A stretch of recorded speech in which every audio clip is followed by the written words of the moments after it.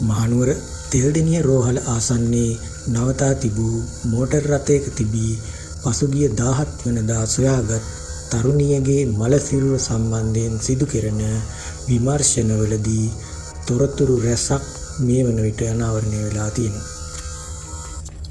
Police ආරංචි මාර්ග සඳහන් කරන්නේ මෝටර් රථය තුළ කාන්තා සිරුරක් පවතින බවට පොලිසියට දුරකථන ඇමතුමක් ලබා දී මුලින්ම දැනුම් දී ඇත්තේ ඇගේ පෙම්වතා විසින් බවයි.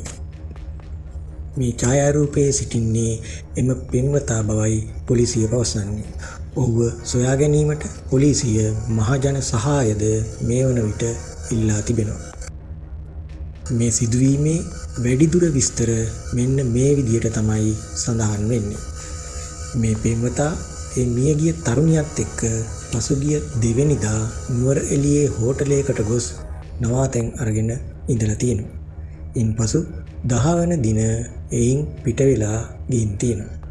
ඊට පස්සේ නැවතත් 16 වෙනි දින මේ තරුණිය තනිවම ඇවිත් මේ හෝටලෙම නවාතැන් අරන් තියෙනවා.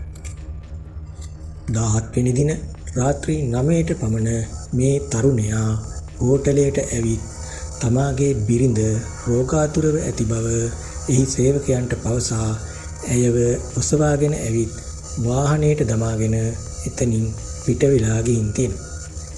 ඒ විස්තරේ හෝටලේ ආරක්ෂක අංශ පොලිසියටත් දන්වලා තියෙනවා. මෙම සිදුවීමේ සියලු CCTV දර්ශනත් මේ වන විට මාධ්‍ය වෙත නිකුත් කර තිබෙනවා. ඉතින් මෙහෙම ඝාතනය වෙලා තියෙන්නේ වැල්ලිගම ප්‍රදේශයේ පදිංචි වෙලා ඉඳලා අම්පාර මහරෝහලේ බෞද්ධ චිකිත්සකවරියක් විදියට 2023 වසරේ ඉඳන් සේවය කර පසුගිය දිනක පිටරට යෑමට බව පවසා එම රෝහලෙන් ඉවත් වීමට ලිපියක් පවා ලබා දී ඉඳපු ශ්‍යාමා දර්ශනී කියන 33 හැවිරිදි තරුණියක්.